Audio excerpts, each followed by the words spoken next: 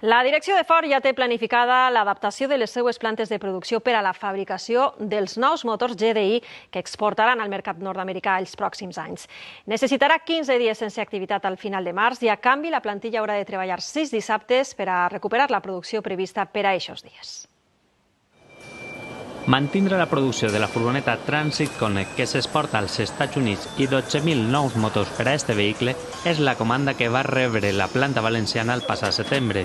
Abandonar la senda de los ERTEs que llevábamos durante 2 años para la planta de motores y tener bastante luz de esperanza para conseguir en el futuro los motores híbridos, que es nuestro principal objetivo. Conlleva inversiones, hay que parar la planta, hay que parar la actividad 15 dies en el mes de marzo. El sindicat majoritari, la UGT, ha arribat a un acord amb la direcció de l'empresa per a recuperar la producció ajornada a canvi de treballar 6 dissabtes. La resta dels sindicats no donen suport a esta mesura.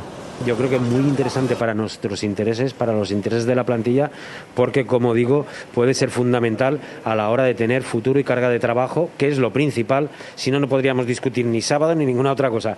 Són 2 anys i mig de faena per a mantindre l'activitat a la planta mentre s'espera l'encàrrec més desitjat, els nous motors híbrids.